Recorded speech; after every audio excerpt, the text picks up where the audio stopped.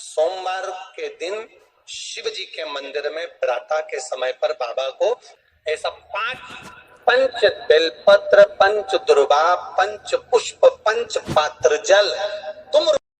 ये तुमरु का नाम कोई साधारण नाम नहीं है। पंच बेलपत्र, पंच पुष्प, पंच दुर्वा और पंच पात्र जल।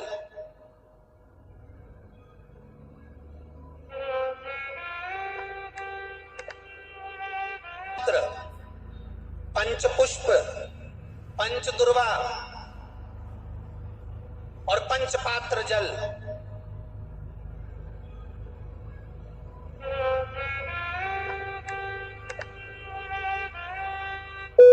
पांच पुष्प, 5 बेलपत्र, 5 दुर्वा और 5 पात्र मतलब 5 लोटा जम के बोलो जल। ये कोई साधारण नहीं।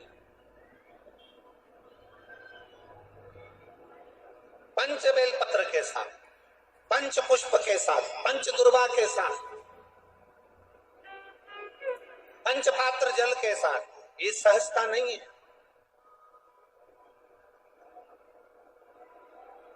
बहुत ध्यान दीजिएगा। बहुत जिन बच्चों के विवाह में देरी हो रही हो, बेटा बेटी के विवाह में देरी हो रही हो, या सफेद आंकड़े की जड़ तुमरुका जी के नाम से बांधने के बाद भी गर्भ नहीं ठहर रहा, तो ये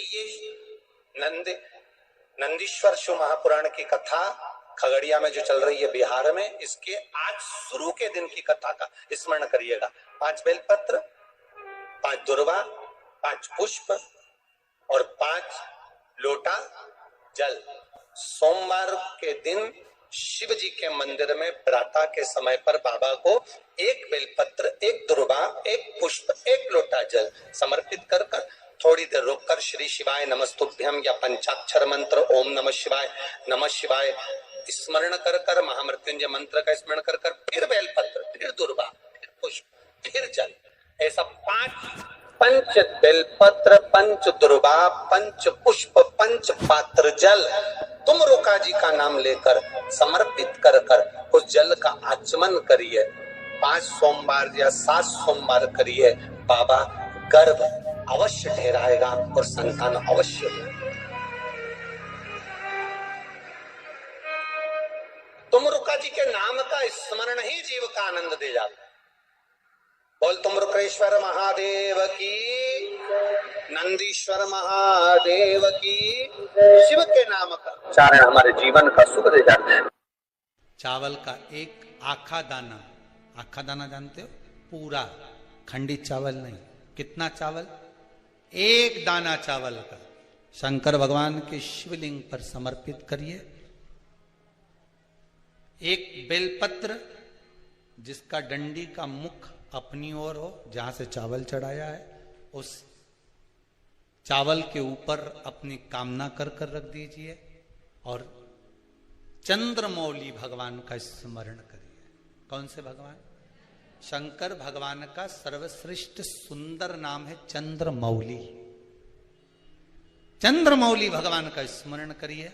अपनी कामना कर बेलपत्र समर्पित कर शिव जी पर 1 लोटा पानी, 1 जल पात्र समर्पित करो। कलश से जल चढ़ा दीजिए। नैनों में वो जल लगाकर अपनी कामना कर वापिस घर को आइए। जो कामना करी है मेरा चंद्रमौली भोलेनाथ उसे पूर्ण कर ही देगा।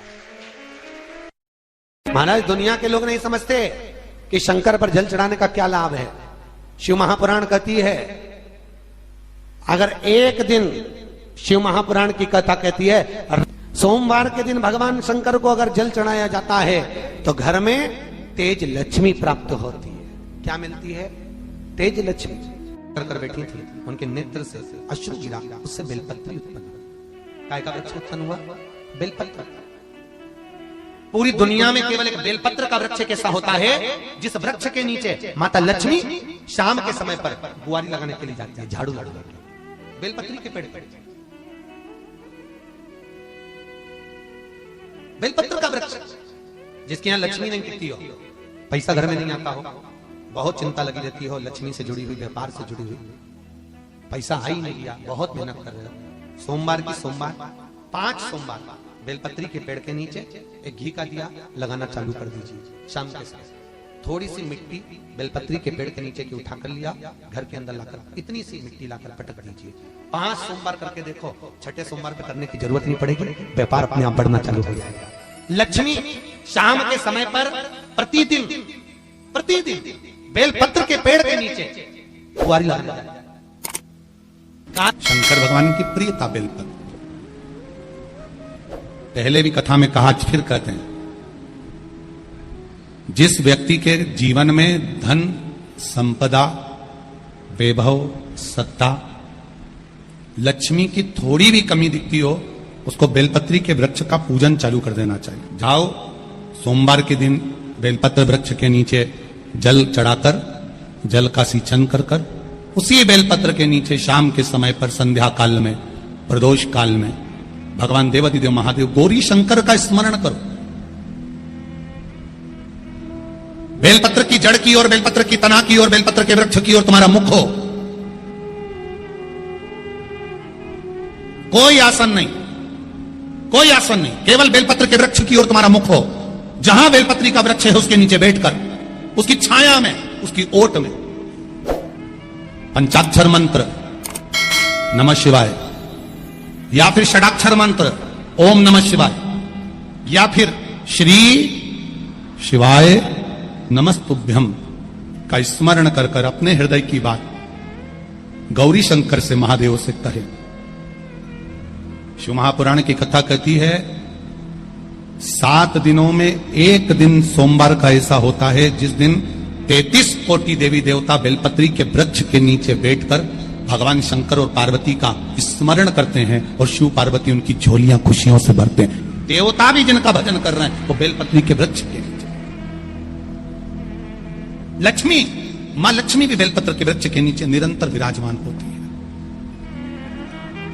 और आप लोगों से एक निवेदन और करना चाहेंगे, ये मनुष्य का शरीर जब तक रहे, ये मानव की देह जब तक रहे, जिंदगी में एक बेलपत्री का वृक्ष अपने रहते रहते कहीं पर भी लगाना, उसको बड़ा करना, उसको बड़ा कर कर जैसे अपने बच्चे को बड़ा करते हो ऐसे लगाकर बड़ा कर कर महादेव से कहना कि मैंने अपनी जिंदगी में, मैं मर भी जाऊं, मेरे प्राण छूट भी जाएं, मेरे जाने के बाद मेरे घर के लोग एक लोटा जल चढ़ाएं ना चढ़ाएं, बेलपत्री चढ़ाएं ना चढ़ाएं, पर ये वृक्ष मैंने बेलपत्री का लगा दिया, अगर मैं मर भी गई तो मेरे मरने के बाद भी मेरे हाथ की बेलपत्र महादेव को चढ़ती रहेगी, महादेव को प्राप्त होती रहेगी। लगाओ, एक बेलपत्री के पौधे को छोटे से बड़ा करो, बड़े से बड़ा करो, बड़े से बड़ा करो, और बड़ा करने के बाद उसको कहीं तुम्हारी मर्जी पड़े जहां उस बेलपत्री के वृक्ष को लगाओ।